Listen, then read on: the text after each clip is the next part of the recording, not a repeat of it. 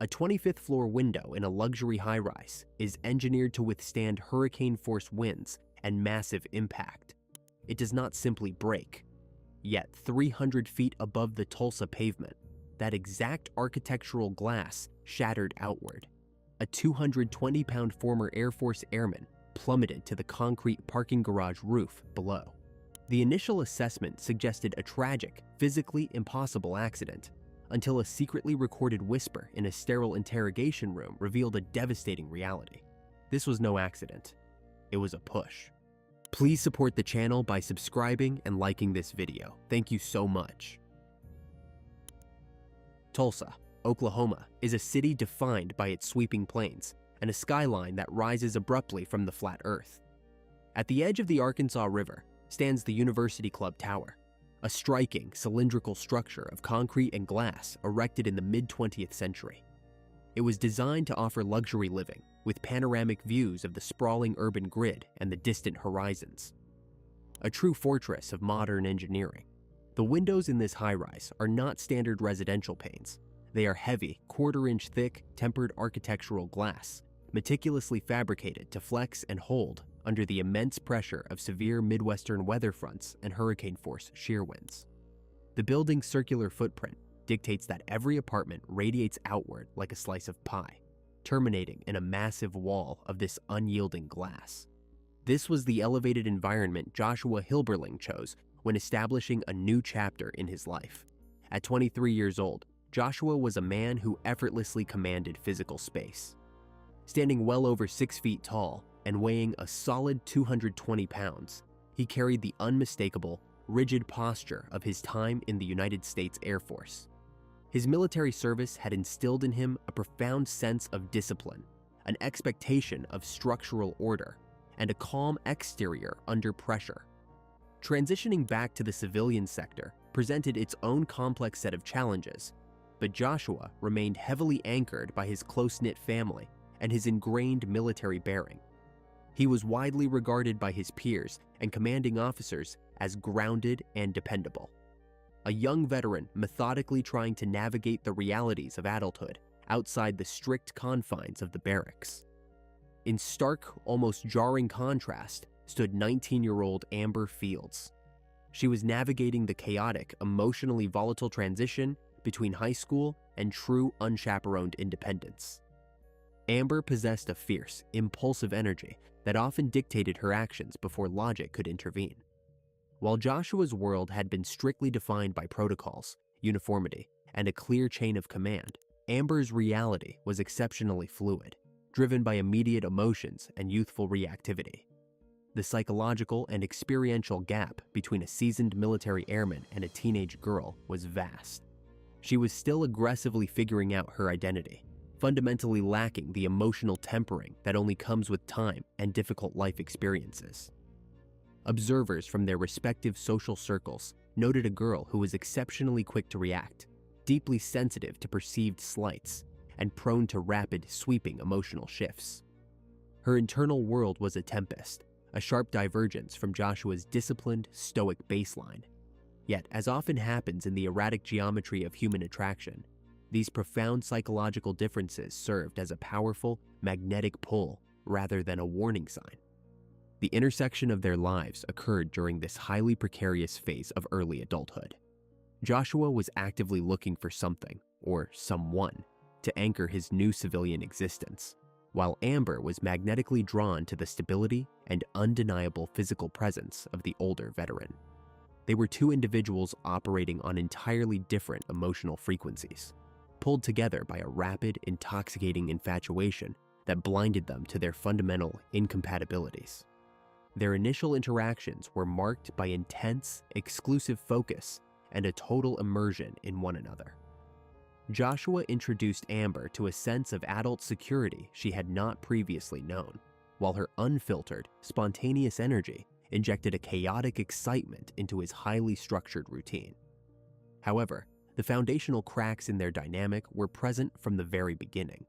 The stark contrast in their emotional maturity meant that communication was inherently flawed. Joshua processed external conflict through logic and tactical de-escalation, whereas Amber operated purely on raw, unfiltered, and often explosive emotion. The heavy, humid air of the Oklahoma summer seemed to perfectly mirror the stifling, oppressive intensity of their rapidly developing bond. It was a psychological attachment formed far too quickly, entirely bypassing the necessary, foundational stages of mutual understanding and respect.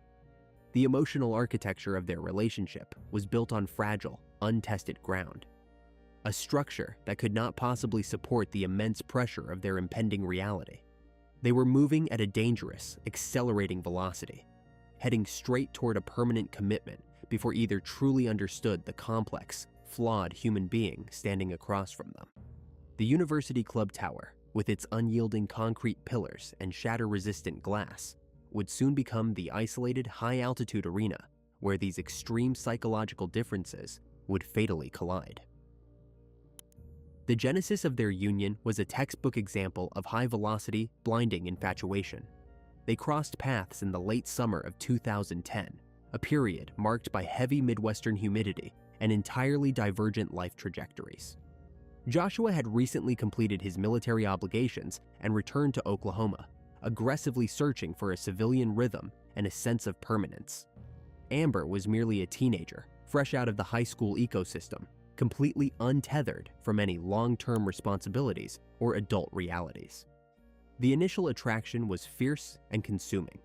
To Amber, Joshua represented an idealized form of adult security, a veteran with a structured past and an imposing, grounded presence. To Joshua, Amber's unfiltered, high-energy personality felt like a vibrant, necessary antidote to the rigid, colorless austerity of his Air Force years. Their courtship defied conventional pacing. Within a matter of months, the casual dating phase evaporated entirely, replaced by an aggressive push toward permanent commitment. Friends and family members observed this rapid escalation with quiet, mounting apprehension. The fundamental mismatch in their emotional intelligence was glaringly obvious to outside observers. Joshua approached life with tactical pragmatism, preferring quiet resolution and logical de-escalation. Amber thrived on immediate reactivity, processing minor disagreements as catastrophic betrayals. Yet the momentum of their romance was deaf to external caution. Less than a year after their first encounter, the couple married in a hurried ceremony, legally binding two fundamentally incompatible psychological profiles. The reality of cohabitation immediately began to corrode the romantic facade. They secured a lease on the 25th floor of the University Club Tower. The apartment, suspended 300 feet in the air, was meant to be a luxurious fresh start, a sanctuary above the city. Instead, it rapidly devolved into a high-altitude pressure cooker. The unit featured wall-to-wall carpeting that muffled footsteps, but did nothing to absorb the mounting hostility. The central air conditioning pumped a constant synthetic chill into the rooms, creating a sharp, physical contrast to the suffocating emotional heat generating between the young couple. The heavy architectural glass that offered sweeping, panoramic views of the Arkansas River also served to box them in. It created an isolating, hermetically sealed vacuum where their arguments echoed relentlessly off the concrete pillars. The friction intensified exponentially when Amber discovered she was pregnant in the early spring of 2011. A pregnancy in a healthy, established marriage typically acts as a unifying anchor. In the Hilberling household, it functioned as a volatile accelerant. The impending arrival of a child stripped away the remaining illusions of their carefree romance, forcing them to confront their severe financial and emotional deficits. Joshua was attempting to secure stable employment to support a growing family, working long hours and returning to an apartment thick with unspoken resentment. Amber, dealing with the profound physiological and hormonal shifts of early pregnancy, felt deeply abandoned and increasingly paranoid about his commitment. The domestic disputes morphed from verbal disagreements into visceral screaming matches that bled through the drywall of the luxury high-rise. Neighbors in adjacent units began to note the frequency and intensity of the disturbances. The core of their conflict always circled back to control. Amber demanded constant validation and physical presence, utilizing explosive anger as a mechanism to force her husband's attention. Joshua, possessing the discipline of a former airman, often responded to her outbursts by withdrawing emotionally or attempting to physically leave the confined space of the apartment to defuse the situation. This tactical retreat only infuriated Amber further. Her reactions became physical. She began utilizing her body to block doorways, throwing household objects, and barricading the only exit to prevent him from escaping the confrontation. The toxicity reached a critical threshold just weeks before the fatal incident. The escalation was severe enough that Joshua took an unprecedented and highly telling step. He marched into a local Tulsa courthouse and filed for an emergency protective order against his 19-year-old pregnant wife. In the legal filing, the former military man detailed a clear pattern of physical abuse. He stated in the official documentation that his wife had repeatedly struck him in the head with closed fists and physically prevented him from leaving their residence during arguments. The stark imagery of a 220-pound combat veteran seeking state intervention to protect himself from a teenage girl highlights the sheer psychological exhaustion he was experiencing. He was not terrified of her physical strength. He was paralyzed by the legal, moral, and social complexity of physically defending himself against a pregnant woman. He was trapped in a perimeter he could not fight his way out of without losing his own moral high ground. However, the cyclical gravity of toxic relationships ultimately prevailed. Before the ink on the court documents was fully dry, the protective order was voluntarily dismissed. The couple reconciled, dragged back together by a destructive combination of guilt, the impending birth of their son, and a desperate, misguided belief that they could forcefully repair a fundamentally broken foundation. They returned to the 25th floor. The heavy wooden door of Unit 2505 clicked shut, locking them back inside the cylindrical tower. The air conditioning hummed in the background, masking the thick, unresolved tension. They were entirely isolated, suspended in the sky, operating on borrowed time. The structural integrity of the relationship had already suffered a catastrophic failure. It was merely waiting for the final, inevitable impact. June 7th, 2011, broke over the Tulsa skyline with a heavy, oppressive humidity. It was the kind of thick, stagnant Midwestern morning where the ambient temperature was already rapidly climbing toward a punishing 95 degrees Fahrenheit, baking the asphalt of the downtown grid. Inside Unit 2505 of the University Club Tower, the atmosphere was entirely synthetic. The central air conditioning unit labored continuously, pushing a steady stream of chilled air through the vents to counteract the aggressive solar heat radiating through the massive exterior windows. The apartment was a sterile, temperature-controlled capsule suspended 300 feet above the city streets.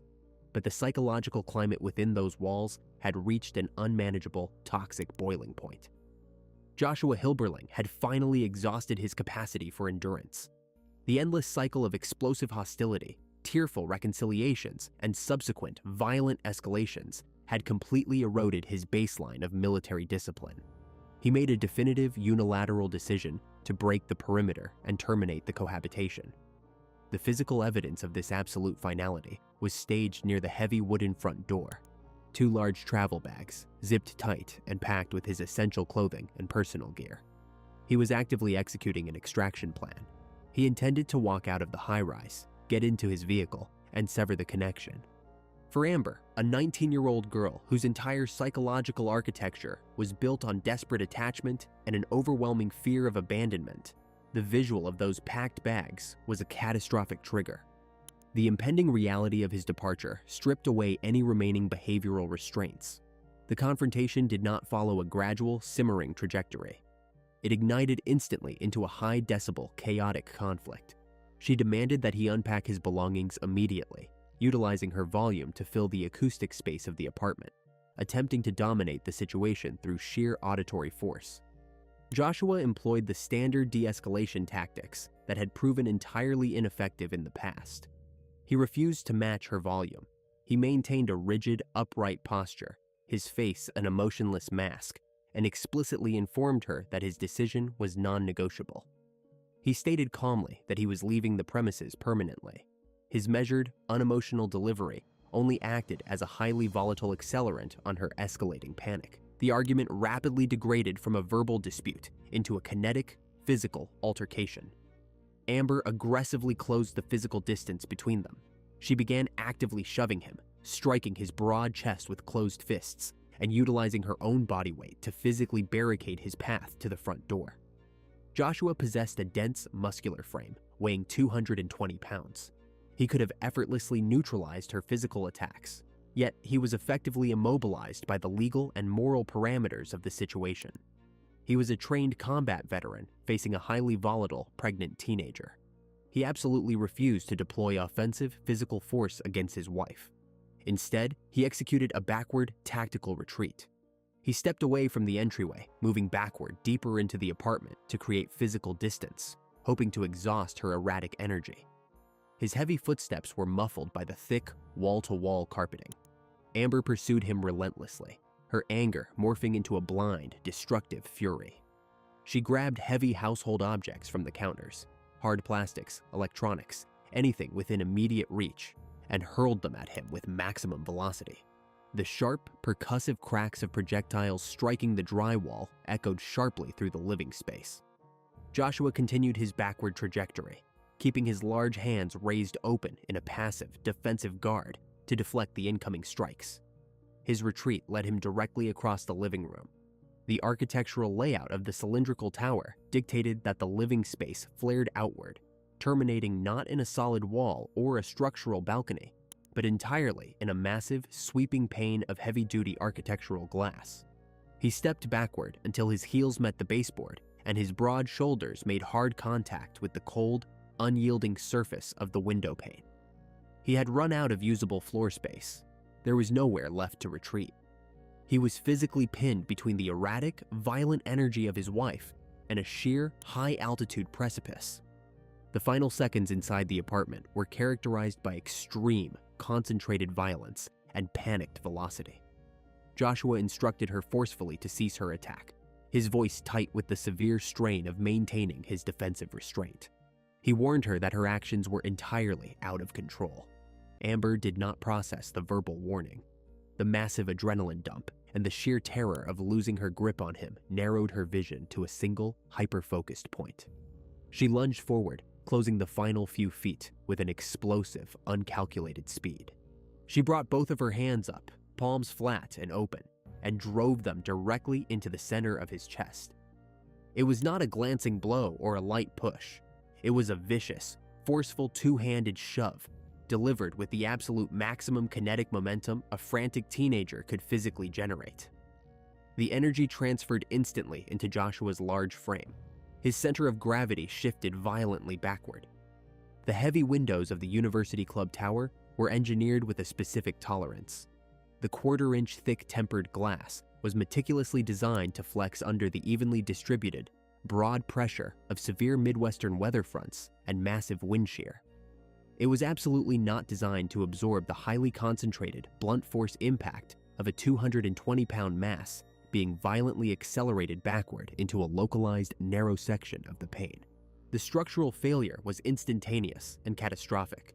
There was no warning fracture, no slow spiderwebbing of cracks. The tempered architectural glass exploded outward with a deafening, percussive boom that mirrored the sound of a heavy munitions discharge. The sudden, massive breach instantly destroyed the pressurized vacuum seal of the apartment. A violent, roaring rush of hot, humid summer air was violently sucked into the living room, whipping through the space as the atmospheric pressure aggressively equalized. Joshua's feet left the carpet. The physical support behind his back simply vanished. It was replaced instantly by the terrifying, empty expanse of the Tulsa skyline. He tumbled backward through the jagged, gaping hole in the building's exterior aluminum frame. Gravity took immediate, merciless hold. For the residents in the apartments directly below, the event registered only as a dark blur of clothing plummeting past their windows, accompanied by a horrifying, prolonged rush of displaced air and a cascade of sparkling, shattered safety glass raining down like ice in the June sun. Joshua fell for over 4 agonizing seconds, a profound, agonizing eternity in the context of human freefall. The University Club Tower features an attached, reinforced concrete parking garage that extends outward from the lower levels of the structure. The roof of this massive garage sits approximately 8 stories above the street level. It is a solid, unyielding concrete slab. Joshua Hilberling impacted the concrete surface of the parking garage roof exactly 17 stories below the breached window of Unit 2505. The sound of the extreme blunt force trauma was apocalyptic, a sickening, heavy thud that reverberated violently off the concrete pillars and deep into the urban canyon of the surrounding architecture. The sheer kinetic force of a 220-pound body striking solid concrete after a 300-foot drop instantly shattered his entire skeletal structure and caused massive, universally fatal internal trauma. Death was absolute, and it was instantaneous. High above the gruesome scene, on the 25th floor, the shattered window frame looked like a jagged, open wound against the sky. Inside the living room, absolute ringing silence crashed down, instantly replacing the frantic, high-decibel screaming of the prior minutes. The only auditory input left was the low, struggling mechanical hum of the central air conditioning unit fighting against the hot, heavy wind pouring in from the massive, fatal breach. Amber stood entirely alone in the quiet apartment, her hands empty, staring out into the bright, vacant sky. The impact sent a violent, percussive shockwave through the reinforced concrete of the parking structure. Below the residential floors, the mundane Tuesday afternoon rhythm of downtown Tulsa abruptly ceased. A maintenance worker on the lower levels dropped his equipment, paralyzed by the sheer concussive force of the sound. Within seconds, the grim reality of the situation materialized on the flat, sun-baked roof of the garage. The immediate scene was an incomprehensible collision of human tragedy and architectural debris. A massive scattering of shattered, dice-like fragments of tempered safety glass covered the gray concrete, glinting sharply in the harsh mid-afternoon light. In the center of this sparkling, jagged radius lay the broken form of the former Airman. The blunt force trauma was catastrophic and absolute, rendering any medical intervention instantly obsolete. Up on the 25th floor, the pressurized rush of humid air continued to tear through the breached living room. The 19-year-old wife did not remain in the shattered apartment. Panic, raw, unfiltered, and entirely chaotic, took control of her motor functions. She fled the unit, her bare feet hitting the hallway carpet, and frantically hit the elevator call button. Her descent to the lower levels was a localized nightmare. By the time she breached the heavy doors leading out to the parking garage roof, the first distant wails of emergency sirens were already echoing through the concrete canyons of the city grid. She collapsed onto the unforgiving surface of the roof, her distress manifesting in high-decibel shrieks that bounced off the surrounding brick and glass. The arrival of the first responders was a blur of tactical precision, violently clashing with uncontrollable hysteria. Tulsa police patrol units formed an immediate, rigid perimeter, aggressively pushing back the rapidly forming crowd of onlookers. Paramedics rushed the concrete deck with heavy trauma bags, their thick boots loudly crunching over the carpet of broken glass. A single clinical assessment of the victim confirmed what the mechanics of the fall had already dictated. The area was immediately reclassified. It was no longer a rescue operation. It was a recovery, and a highly suspicious one. Officers attempted to isolate the grieving widow. She was entirely inconsolable, physically thrashing against the personnel, trying to guide her away from the gruesome epicenter. In her frantic, hyperventilating state, she began verbalizing the immediate seconds preceding the breach. She told the responding officers that her husband had simply lost his footing. She insisted through violent sobs that he had backed into the window to avoid her, and the glass had inexplicably given way. The social echo of the event radiated outward with terrifying speed. The University Club Tower was a highly visible, elite address, a symbol of urban affluence. The violent, public nature of the incident completely shattered the insulated security of the residents. Within hours, local news vans formed a dense blockade along the perimeter of the police tape. Rumors propagated through the humid summer air like a contagion. Speculation ran wild among the neighbors standing behind the yellow barricades. Some theorized a catastrophic structural failure of the aging mid-century architecture. Others whispered about a tragic intentional leap. The atmosphere in the immediate neighborhood shifted from relaxed urban wealth to a heavy, paranoid tension. High above the chaos, crime scene technicians breached Unit 2505. The transition from the stifling heat of the parking garage to the air-conditioned, eerily quiet apartment was jarring. The investigators stood at the edge of the living room, staring out at the open, terrifying drop. The mechanics of the scene simply did not align with the narrative of a passive, tragic accident. Detectives scrutinized the heavy aluminum framing that previously held the glass. Tempered architectural panes are specifically engineered to withstand immense, distributed environmental pressure. A grown man simply losing his balance and bumping into the barrier would not generate the highly concentrated, explosive kinetic energy required to compromise the structural integrity. The failure of this specific glass required a violent, localized acceleration. The physical evidence within the apartment further eroded the theory of a passive fall. Technicians documented the scattered debris across the living room carpet. Overturned furniture, cracked plastics, and the generally chaotic disarray of the space clearly indicated a severe, highly kinetic struggle leading up to the final breach. The packed luggage near the entryway served as a silent, damning testament to the victim's immediate intentions prior to his death. The forensics team meticulously swept the thick, wall-to-wall carpeting for trace evidence. They noted a distinct lack of defensive scuff marks near the baseboards, the kind of frantic, rubber-soled friction burns typically left behind when a person is actively trying to stop their own forward momentum. Instead, the physical footprint of the altercation suggested a straight, forceful backward trajectory. There was no desperate scramble to grab the window frame, no last-second pivot. The victim was launched entirely off his center of gravity. Investigators processed the scene with meticulous, clinical detachment. They measured the distance from the interior walls to the shattered frame, calculating the necessary velocity required to force a human body through the barrier. The physics simply did not support a passive stumble. The sheer force required to blast a 220-pound mass through quarter-inch tempered glass demanded a violent, purposeful launch. The investigation initiated with a rigid, almost desperate focus on architectural failure. Detectives from the Tulsa Police Department were forced to entertain the terrifying possibility that the University Club Tower itself was the primary culprit. Building management faced intense, immediate scrutiny from both law enforcement and city regulators. Maintenance records spanning decades were pulled from dusty archives and meticulously analyzed for any history of structural negligence. Specialized engineers were dispatched to the 25th floor to examine the heavy aluminum framing and the remaining, jagged shards of the quarter-inch tempered glass. The initial working theory centered on a microscopic defect in the pane, a hidden flaw severely exacerbated by the extreme Midwestern heat and the unique aerodynamic pressure enveloping the cylindrical high-rise. The community demanded immediate answers.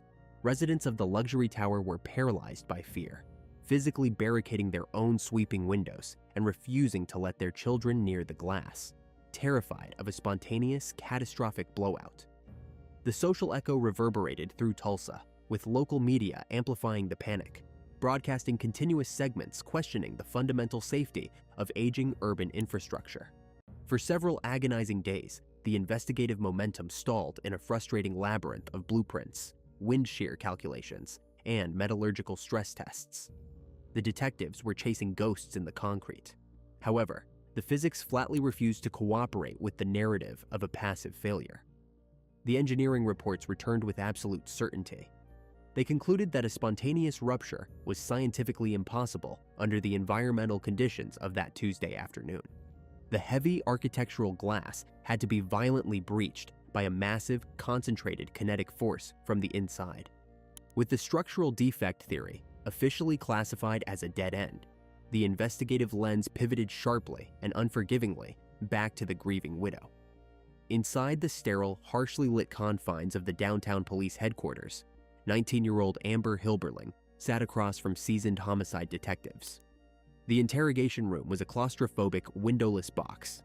It smelled faintly of industrial floor cleaner and the bitter metallic tang of adrenaline. The extreme temperature contrast, from the oppressive summer heat baking the asphalt outside to the aggressive synthetic chill of the precinct, seemed to physically amplify the mounting tension.